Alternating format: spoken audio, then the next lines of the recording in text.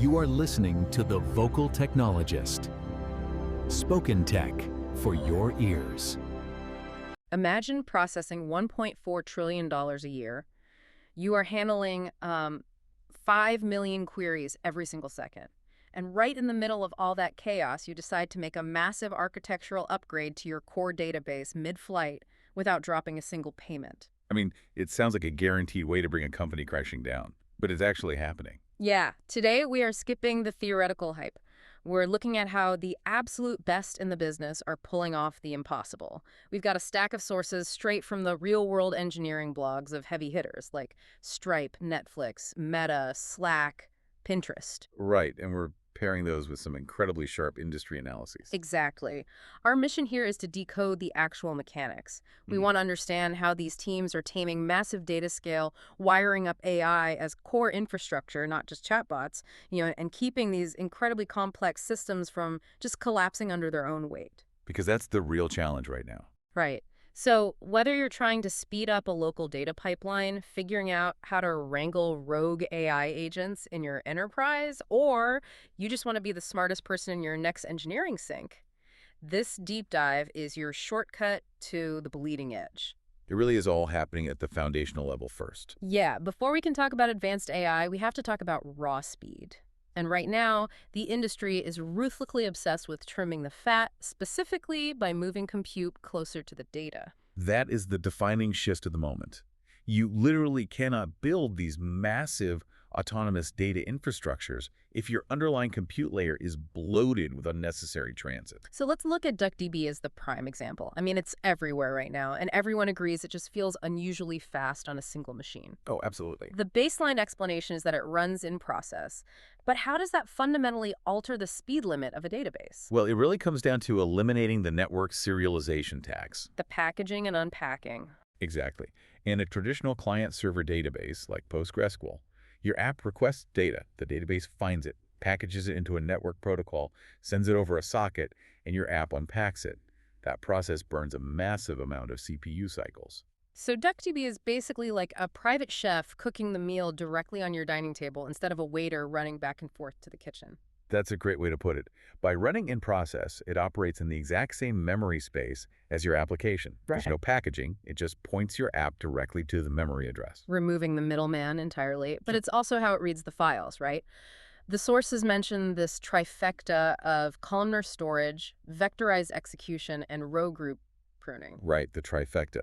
Because it's columnar, if you query total sales, it only reads the sales column from disk. It ignores the other 50 columns of customer data. Which saves a ton of time. Huge savings. Then, vectorized execution means it processes data in large batches, say 1,000 values at once, which keeps the CPU cache hot rather than context switching row by row. And then the row group pruning. That allows it to look at the metadata and say, the max sale date here is 2022. The user wants 2024. I won't even load this chunk into memory. Wow, just completely skipping irrelevant data. And we are seeing this obsession with cutting overhead in the Python ecosystem, too.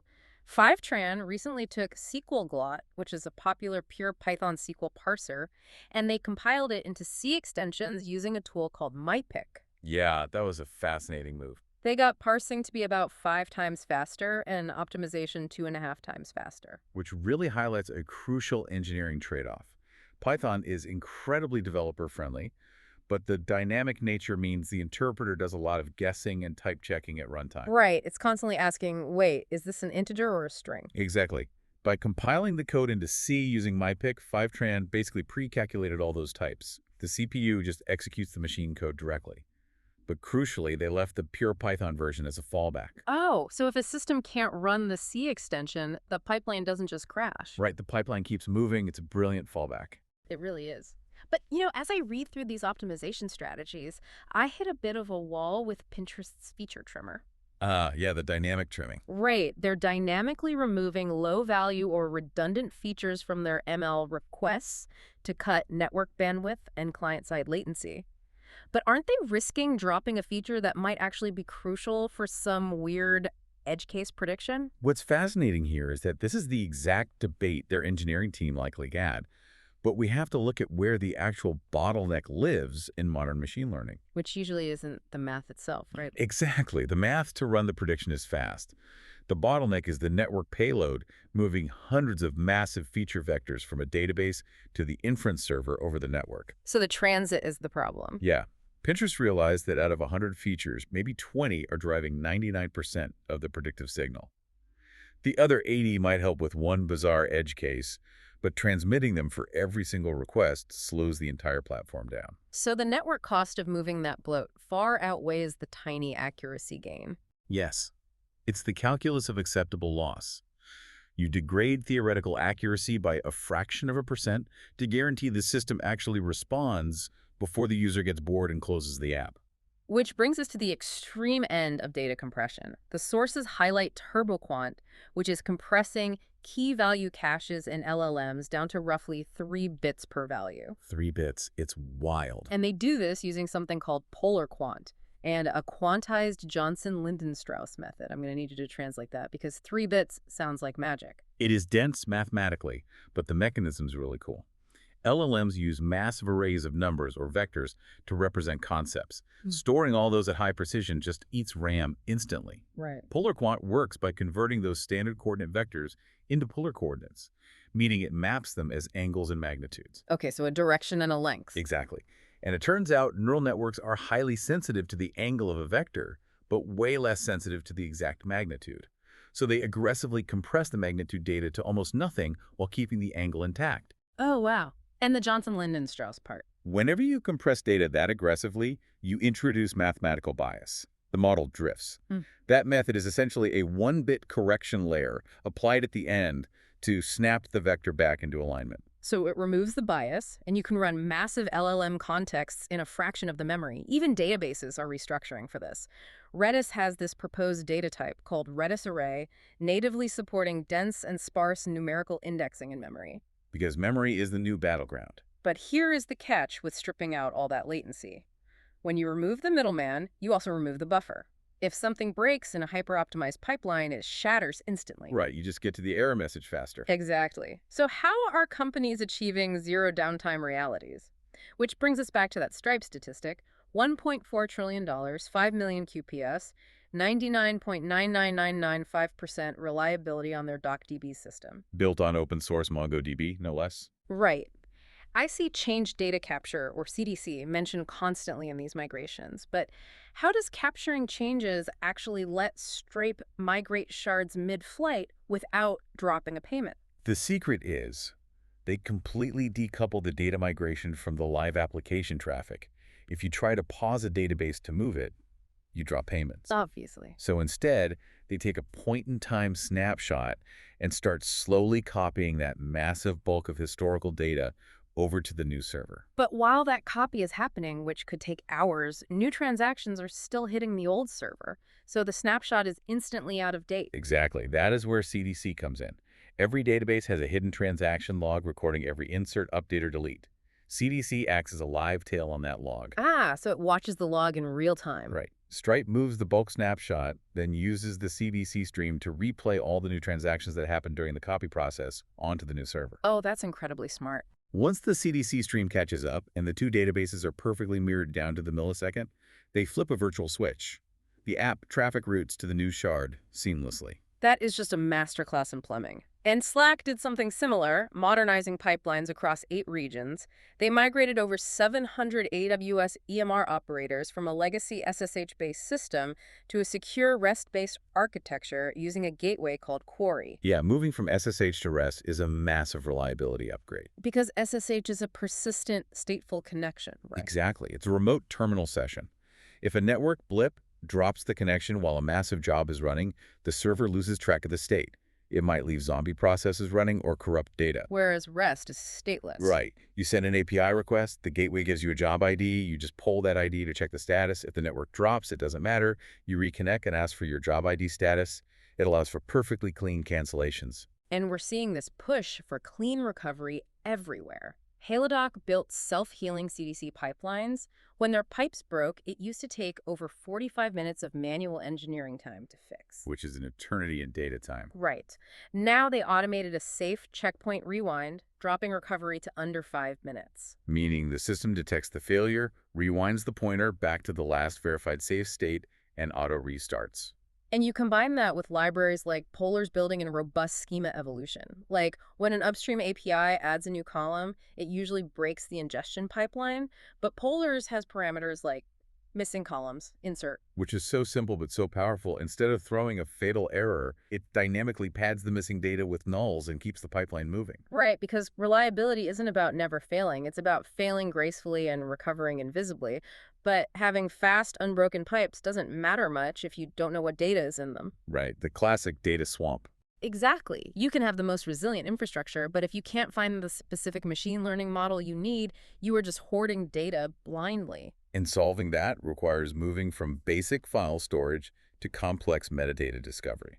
Netflix's engineering blog really nails this. Their assets were fragmented across dozens of teams, so they built an ML metadata graph using Datomic and Elasticsearch to pull everything into a single queryable graph, Right, and the key there is unified URIs. meaning everything gets a standard address. Exactly. Every asset, a raw table, or a deployed model has a standard address. Hmm. This lets Netflix compute verifiable lineage.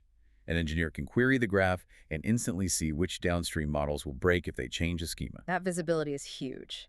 Meta took a similar concept, but aimed it at employees, building an AI second brain for 60,000 knowledge workers with enterprise-grade privacy. Which combines R and advanced search. Right. But here's where it gets really interesting. Grab built a data mesh certification system that calculates the trust of a dataset automatically. But trust is a human feeling. How do you code that into a pipeline? If we connect this to the bigger picture, in data engineering, trust isn't an emotion. Trust is a mathematically verifiable SLA. A service level agreement. Right. Grab realized that having a human manually slap a certified trustworthy badge on a dataset is useless because data changes constantly. Instead, they compute trust dynamically from live metadata events. Using tools like Data Hub, Kafka, Temporal, Airflow. Exactly. They monitor the live telemetry. Did the pipeline finish on time? Did the quality test pass? Is the ownership actively maintained? If yes, the trust score stays high. The second a pipeline runs late, the system auto-degrades the score. So it's a live pulse, not a static badge. And if you don't want to build a massive centralized graph, the tooling ecosystem has shortcuts, like Fern making S3 object storage searchable using length vectors. Bypassing OpenSearch entirely. Right, which is huge because traditional search requires copying data from S3 to a massive, always-on OpenSearch cluster, which is expensive. And requires a dedicated team. Lance vectors are a columnar format designed for ML embeddings. By storing them directly on S3, Fern lets you perform lightning-fast vector similarity searches against the object storage itself. It fundamentally changes the economics. But, this retrieval isn't just for human analysts anymore. We are building these maps so autonomous AI agents can navigate them. Now, this is where we cross from AI as a chatbot to AI as a core architectural component. There's this fascinating experiment with Amazon ESCI data. A lightweight LLM agent with basic tools like BM25 outperformed complex re-ranking search backends. Right. It jumped the NDCG score from about 0.29 to 0.45. Which is massive. How does a generic LLM beat a specialized search model? The traditional re-ranker takes a static query, searches, and sorts. The agent uses an iterative loop.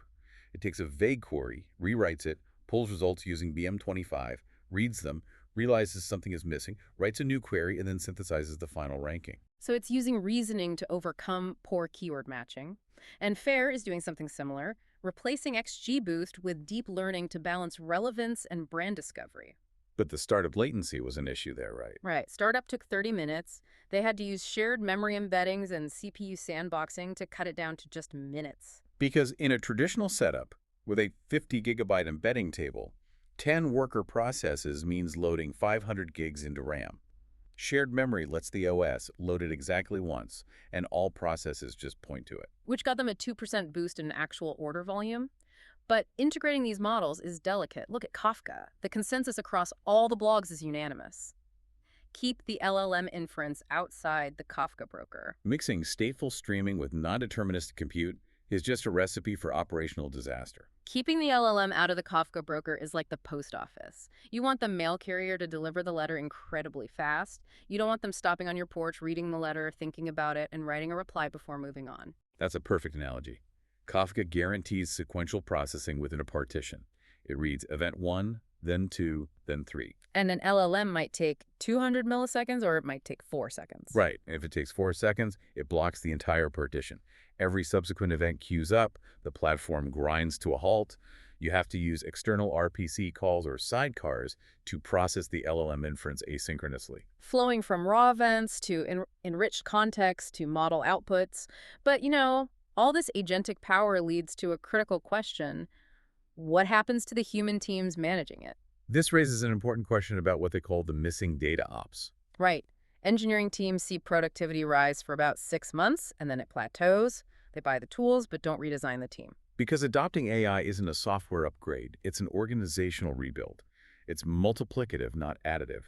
If your AI writes code 10 times faster, but your QA team is still manual, you just built a massive bottleneck. Are we just building F1 cars for teams structured to operate minivans? That's exactly what's happening in a lot of places.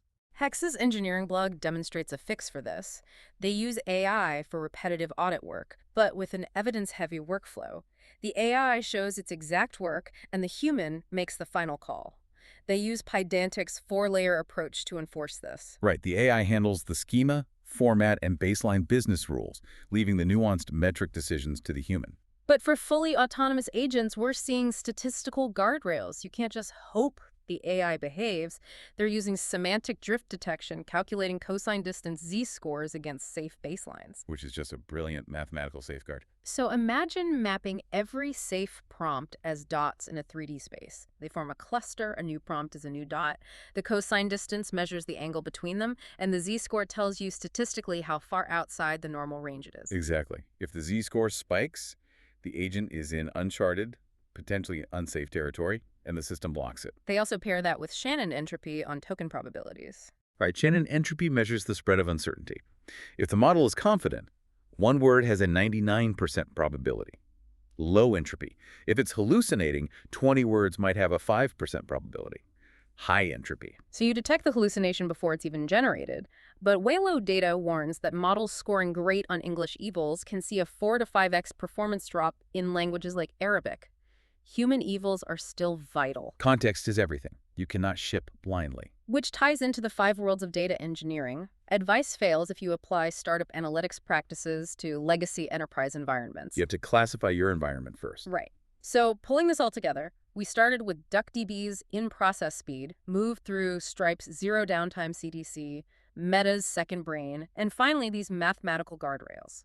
The through line is intentional control.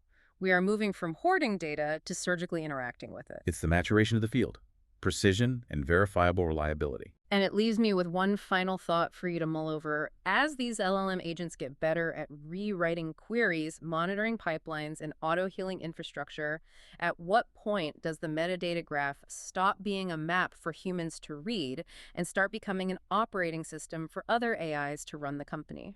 And if that happens, what exactly becomes your new job description? A profoundly disruptive question to leave off on. We like to keep you on your toes. Thank you for joining us on this deep dive. Take these insights into your next meeting, and we will catch you next time. Spoken Tech for your ears.